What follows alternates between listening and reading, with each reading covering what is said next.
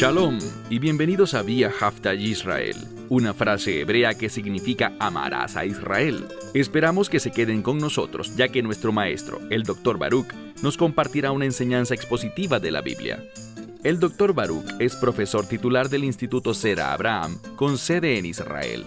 Aunque todos los cursos en el instituto se imparten en hebreo, el Dr. Baruch se complace en compartir esta enseñanza en inglés con doblaje al español. Para más información, visítenos en amarasaisrael.org o descargue nuestra aplicación móvil Mi Estudio Bíblico. Aquí está Baruch y la lección de hoy. Cuando caminas en fe, provocarás que muchas personas se molesten. No pienses que serle fiel a la verdad de las Escrituras te hará una persona popular. De hecho, hay personas a quienes esto le costará el ser llevadas a morir. Esto puede parecer exagerado y extraño, o quizás suene como algo imposible para ti. Pero como lo he dicho muchas veces, puedo llevarte a lugares en este mundo donde si tú dices, soy un seguidor de Jesús de Nazaret, yo creo en el Dios de Israel, yo lo adoro a Él, no tengo otros dioses, y yo vivo para Él, eso representa una sentencia de muerte.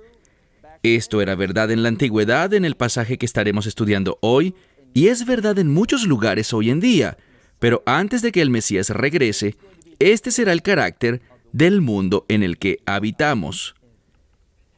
Esto no debería causarte miedo, esto debería más bien motivarte a tener más fe. Porque cuando actuamos en la fe que está arraigada en el amor de Dios, ¿qué dice la Escritura? El amor perfecto echa fuera todo temor. No debemos vivir con miedo ante estas cosas si caminamos en el amor de Dios, o sea, si amamos a Dios con todo nuestro corazón, alma, mente y fuerzas, y si amamos a nuestro prójimo como a nosotros mismos. ¿Sabes lo que eso significa?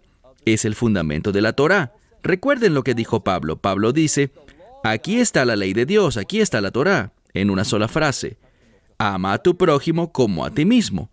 Entonces, cuando amamos a Dios y amamos a nuestro prójimo, ¿sabes lo que producirá amar a nuestro prójimo?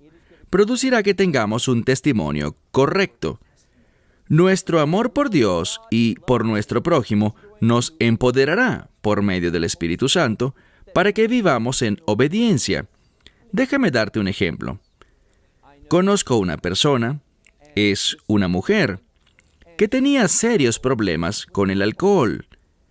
Ella quedó embarazada y había intentado dejar el alcohol muchas veces en su vida. Era alguien que empezó a beber, aunque usted no lo crea, a la edad de 9 años. Y ahora tiene 29. Ha sido alcohólica por un largo periodo de tiempo. Pero ¿qué pasa? Ella queda embarazada. Y ni siquiera era una creyente. Pero debido al amor que tenía por ese bebé que tenía en su interior, ¿qué hizo? Le dijo no al alcohol. No bebió más, debido a su hijo. Fue el amor por ese hijo el que la motivó a cambiar su vida. Ahora, nuestro amor por Dios debería ser aún más fuerte. Y nuestro amor por Dios debería movernos a vivir en obediencia a la palabra de Dios. Por eso es que cuando hablamos sobre la Escritura en Deuteronomio capítulo 6, verso 4, escucha, oh Israel, el Señor nuestro Dios, el Señor uno es, y amarás al Señor tu Dios con todo tu corazón, alma, mente y fuerzas. ¿Qué dice a continuación? Y estos mandamientos que hoy te mando. Entonces, lo que nos está diciendo en estos versos es lo siguiente, que el amor de Dios producirá obediencia. Y eso es exactamente lo que estos hombres demostraron. Sadrach, Mesach y Abednego. Los dejamos la semana pasada en el momento en el que el rey los amenazó y les dio una última oportunidad. Pero ellos le respondieron, ¿sabes qué? Tú no escucharás nada de nosotros salvo esto. No vamos a adorar a tus dioses, ni nos vamos a postrar ante la estatua que construiste. Volvamos a donde lo dejamos la semana pasada, verso 19. Entonces Nabucodonosor, no dice el rey, solo dice Nabucodonosor, se llenó de ira, o enojo. Es un sinónimo de arder, ira ardiente. Y la expresión de su rostro cambió con ira contra Sadrach, Mesach y Abednego. Y respondiendo, ordenó que el horno se calentase 7 veces más de lo normal. Y los hombres, versículo 20, y los hombres que eran soldados valientes, hombres leales a Nabucodonosor, que estaban en el ejército, se les ordenó que ataran, y esta es una palabra importante que se repetirá una y otra vez en este pasaje. Estaban atados. Esto es lo primero que ordenó. Ustedes serán atados. ¿Qué significa eso? Impotentes, incapaces de hacer lo que quisieran hacer. Ustedes quedan sujetos a la palabra, al mandamiento, a los deseos de alguien más. Eso es lo que estar atado significa. Pierdes autoridad sobre ti mismo. Entonces, Él mandó en primer lugar a que estos individuos fuesen atados. Ordenó que atasen a Sadrach, Mesach y Abednego y que fueran, además, arrojados al horno, en medio del horno que arde con fuego. Entonces fueron atados. Estos hombres fueron atados con sus mantos, sus calzados, sus turbantes y los vestidos con los que estaban vestidos, y fueron echados en el medio del horno que arde con fuego. Verso 22. Y debido a la orden del rey, que era, podríamos decir, barbárica, o que era urgente, como la mayoría de las Biblias lo traduce, y que el horno fue calentado más de lo normal. Dice que murieron por las llamas de fuego estos hombres que subieron o que echaron a Sadrach, Mesach y Abednego dentro del horno. Entonces, era tan intenso el fuego que los hombres que cargaron a estos tres y los lanzaron adentro fueron alcanzados por el calor y las llamas del fuego y perdieron sus vidas. ¿Cuál es el principio? Es algo peligroso servir a aquellos cuyas palabras están en conflicto con Dios. Por lo que debes preguntarte, cuando alguien te da una orden y esa orden está en conflicto con Dios y tú te sometes a ella, ¿sabes lo que pasará? Estos hombres sufrieron las mismas consecuencias con las que Nabucodonosor amenazaba a Sadrach, Mesach y Abednego, ¿correcto? Ellos murieron en el horno. Esa era la amenaza. Entonces, cuando nosotros nos sometemos a los mandamientos incorrectos, cuando obedecemos a aquellos que están en contra de los propósitos de Dios, ¿qué sucederá? Causará nuestra propia destrucción. Ellos murieron. Leamos ahora el verso 23. Y estos tres varones, ¿por qué tres? El número 3 tiene el propósito de probar algo. Y con frecuencia las pruebas tienen el propósito de revelar algo, ¿verdad? Tú tomas un examen con el fin de revelar qué tanto conoces cierta materia. Entonces, aquí vamos a ver una prueba. ¿Es bueno confiar en Dios? ¿Es correcto obedecerle? Y esto será revelado en este pasaje. Mira de nuevo el verso 23. Y estos tres hombres, Sadrach, Mesach y Abednego, cayeron en el medio del horno que arde con fuego. Y lo hicieron estando, ¿cómo? Estando atados. El enemigo los ató, pero noten lo primero que vemos aquí. Leamos el verso 24. Ellos fueron arrojados allí, y entonces el rey Nabucodonosor estaba confundido. Él se preguntaba, estaba sorprendido, como quiera que traduzcas esa palabra, y dice que se levantó, literalmente, con miedo, y le dijo a su gabinete de oficiales, con certeza, ¿no fueron 3 hombres arrojados al horno de fuego? ¿Y no estaban ellos atados? Noten cómo eso se repite una y otra vez. Y respondiéndole al rey, le dijeron, eso que dice es cierto, oh rey. Entonces 3 personas fueron colocadas dentro de ese fuego, como lo dice insistentemente, atados. Eso es lo que el enemigo quiere hacer, controlarte, atarte, impedirte que... Esta es la idea. Dios vino a redimirte para darte libertad, para producir liberación. Pero ¿libertad con qué objetivo? Para servir a Dios, para obedecer su palabra. Y cuando no obedecemos su palabra, ¿sabes lo que descubrimos? Descubrimos que estamos atados al pecado.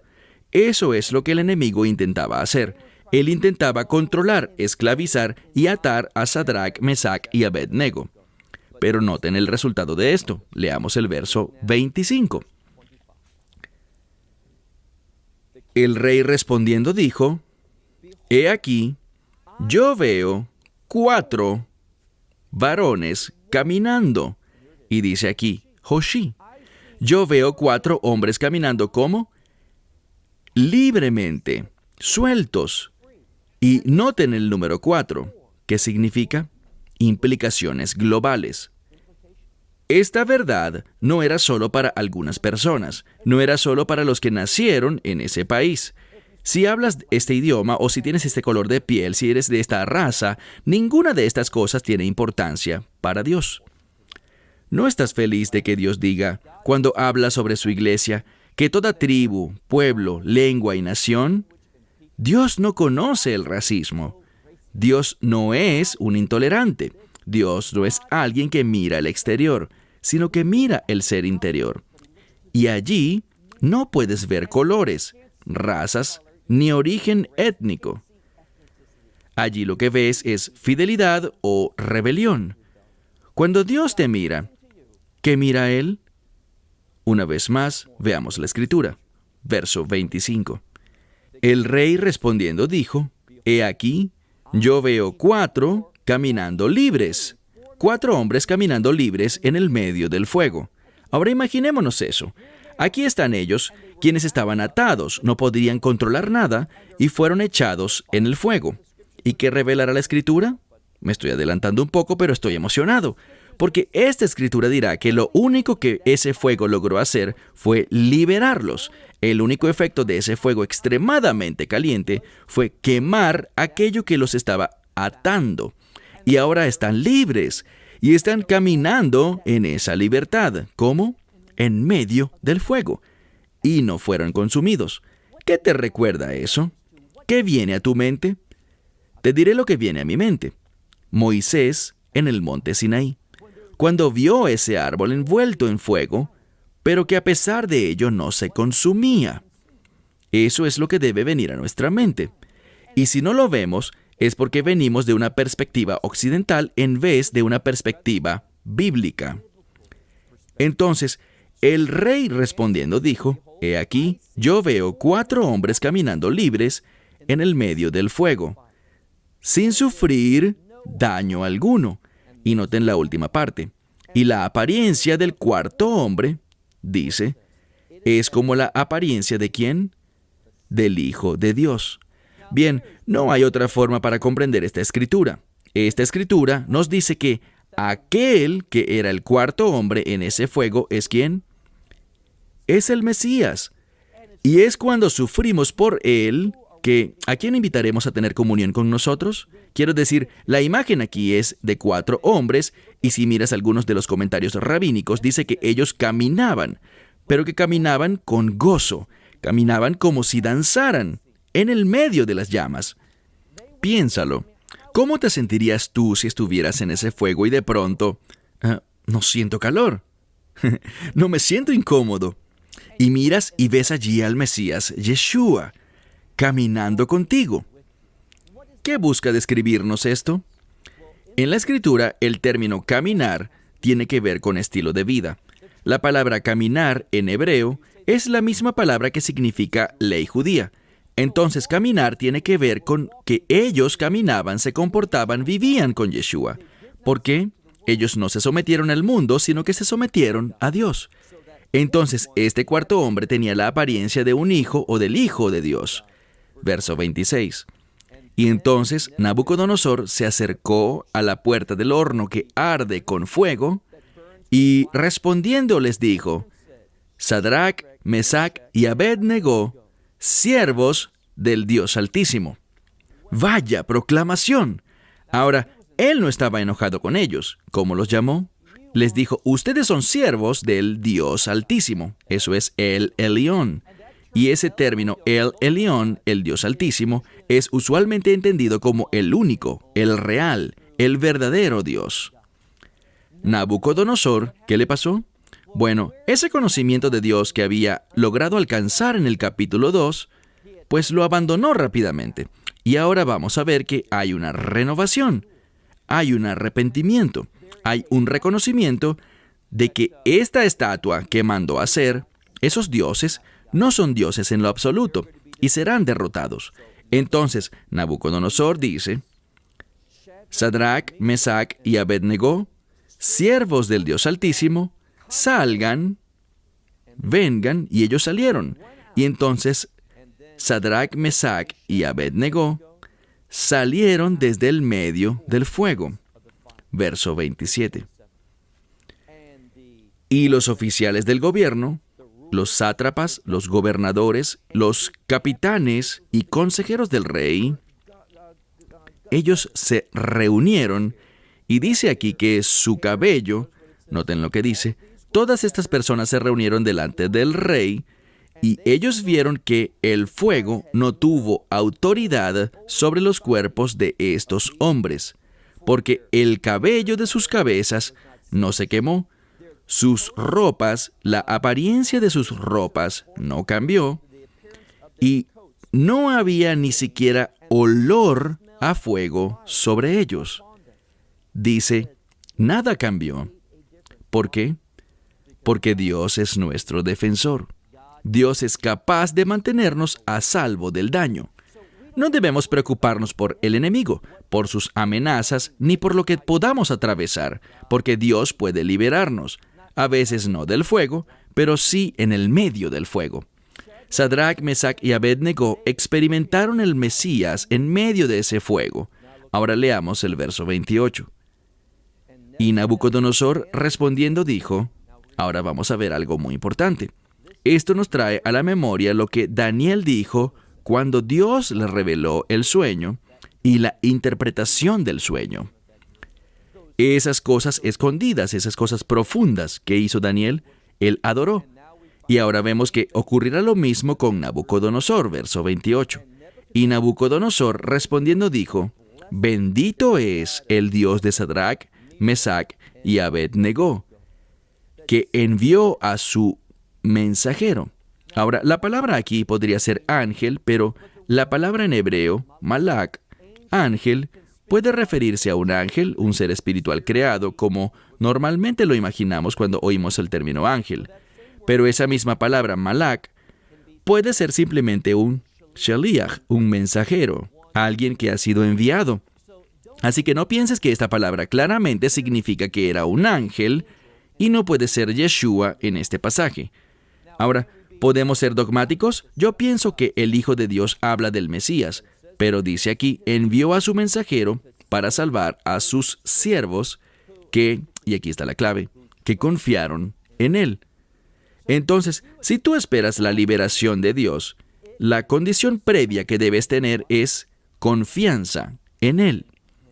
No vacilación, no duda, no prestarle atención primeramente al enemigo, no enfocarse en las amenazas que él puede haber hecho en tu contra, lo que él te puede hacer. ¿Qué dijo el Mesías? No temas a aquel que puede matar al cuerpo, sino que témanle a aquel que, después de que maten al cuerpo, puede echar esa alma al infierno. Ven, Dios, este pasaje nos muestra cómo Dios nos libera de las consecuencias eternas del pecado. No debemos preocuparnos por la condenación del fuego, porque con el Mesías vamos a vencer todo eso. Mira de nuevo el verso 28. Nabucodonosor hablando dice, bendito es el Dios de Sadrach, Mesach y Abednego, quien envió su mensajero y salvó a sus siervos que confiaron en él y que evadieron o transgredieron el mandamiento del rey. Yo subrayaría eso. Dios respondió y salvó a aquellos que hicieron ¿qué? La palabra aquí es transgredir el mandamiento del rey. Esto es muy importante. Eso nos da la autoridad de Dios. Nos da su permiso e inclusive nos da la orden de serle fiel a Él, aun cuando eso signifique no estar de acuerdo y desobedecer un decreto del gobierno. Por esta razón, estas personas que leen Romanos 13 y lo sacan fuera de contexto sin darse cuenta de qué tipo de gobierno se habla allí, tienen un gran problema con este pasaje y otros pasajes en la palabra de Dios. Entonces, una vez más, Él salvó a sus siervos que confiaron en Él y transgredieron la orden o el mandamiento del rey, y ofrecieron sus cuerpos antes de adorar o servir a otro Dios que no fuera únicamente su Dios. Y de nuevo, su Dios está enfatizado en este pasaje. Entonces te pregunto, ¿esto te describe a ti? ¿Eres una persona tan comprometida con Dios que sin importar cuáles sean las consecuencias, qué amenaza pueda colgar sobre ti, estás dispuesto a pararte firme y confiar en Él y creer que Dios no solo puede mantenerte libre de la prueba, sino que Dios puede verte y librarte desde adentro de la prueba? Eso es lo que se enfatiza aquí. Dios no los detuvo y les dijo, esperen, ustedes no van a lanzar a estos hombres allí. No, fue después de que los arrojaron allí que el Mesías se manifestó con el fin de producir su liberación. Lean ahora el versículo 29.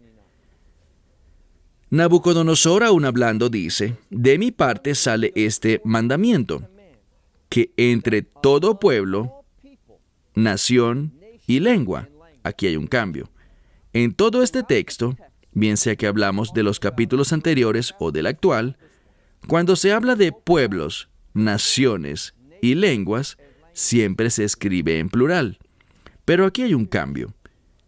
Es pueblo en singular, nación en singular y es lengua en singular. ¿Por qué? ¿Por qué este cambio?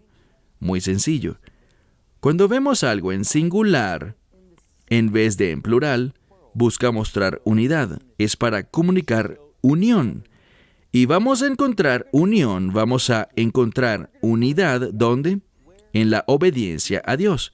Entonces dice, de mí sale un mandamiento que de entre todo pueblo, nación y lengua, si alguien dice alguna cosa en contra, y hay una palabra aquí que significa una especie de palabra poco amable o falsa, una palabra errada en contra del Dios de Sadrach, Mesach y Abednego, dice, se les cortará sus miembros y sus casas serán convertidas en un muladar.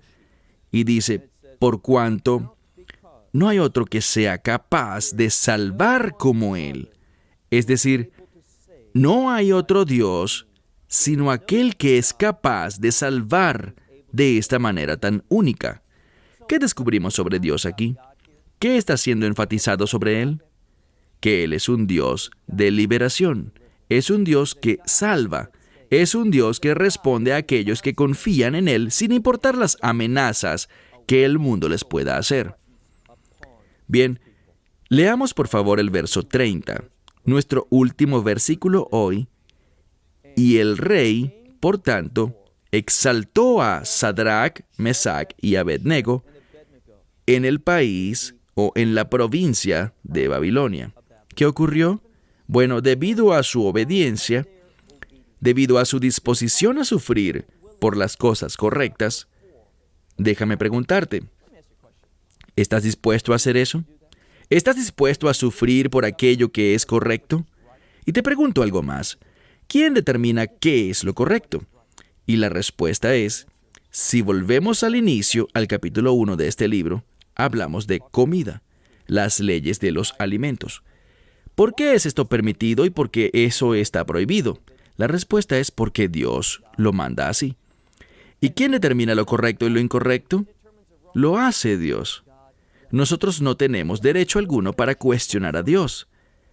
Somos llamados a confiar en Él, y eso significa confiar, pero también significa hacerse dependiente de Dios. Aquí está lo hermoso. Si regresamos al capítulo 1, y recuerda que allí dice que Daniel se propuso en su corazón no contaminarse, y mencionamos que esa palabra literalmente significa Lehit Gaal, es decir, redimirse a sí mismo, Daniel no estaba bajo la falsa creencia de que él podía controlar las circunstancias, que él podía tomar decisiones y hacer cosas con el fin de labrar su propia liberación. No somos libertadores, somos personas que estamos en absoluta necesidad de la liberación de Dios en nuestras vidas. Y lo hacemos al no tomar nuestras propias decisiones basadas en nuestro limitado intelecto, cómo vemos las cosas con nuestra defectuosa perspectiva. Lo que hacemos es descansar en Dios. Confiamos en Él y en su palabra. Y seguimos sus mandamientos, sus palabras, sus instrucciones, sin importar lo que el mundo diga. Y déjame cerrar con esto. En el libro de Daniel, Daniel dice que este libro será sellado. O sea, que no es para el tiempo de Daniel, sino que en cambio este texto será descubierto junto al libro de Apocalipsis. Que Apocalipsis usa este libro, esta escritura, de tal forma que los mismos principios y el mismo mensaje de Daniel se encuentra en el libro de Apocalipsis. Vivimos en un tiempo en el que Daniel debe ser estudiado. Algunas de las profecías más importantes para los últimos días y algunos de los principios más importantes que nos guían a donde Dios quiere que estemos en los últimos días están registrados en este libro. Y una de las bellezas que tiene es que el libro de Apocalipsis va de principio a profecía, enseñando un principio de conducta, algo que deberíamos aplicar a nuestra vida, y solo después que la apliquemos estaremos en una posición en la que podremos entender la profecía que este libro está revelando. Entonces, Daniel es un hombre que demostró su clara convicción de que Dios era su juez. Y su vida reflejaba esa verdad. Entonces te pregunto para terminar, ¿refleja tu vida que Dios es tu juez? ¿Estás obedeciendo, confiando, descansando, haciéndote dependiente de la instrucción de Dios? ¿Es esta la base de tu vida? ¿Es esto en lo que tu vida está fundamentada? ¿En los mandamientos de Dios? ¿O eres tú un cristiano situacional? Es decir, que te comportas de acuerdo a la situación, en vez de comportarte basado en el hecho de que le perteneces a Dios. No cometas ese trágico error. Entiende que las cosas en este mundo están cambiando. De lo que estaremos hablando, estas verdades proféticas de Daniel, están en el horizonte cercano. Y son los principios del libro de Daniel los que nos prepararán para ese tiempo. Hablando de tiempo, se me ha terminado el tiempo por hoy. Hasta la próxima semana, que Dios les siga bendiciendo ricamente mientras oran y leen el libro de Daniel. Esperamos que te hayas edificado con el mensaje de hoy y lo compartas con otros. Te invitamos a seguir nuestros estudios cada semana por este canal y por el portal de YouTube de Amarás a Israel.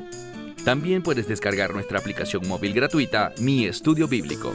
Finalmente, para obtener más información sobre nosotros, visita nuestra web amarasaisrael.org, donde encontrarás otras conferencias de Baruch en audio, video y texto. Hasta el próximo programa. Que el Señor te bendiga en Yeshua HaMashiach, Jesús el Mesías, mientras caminas con Él.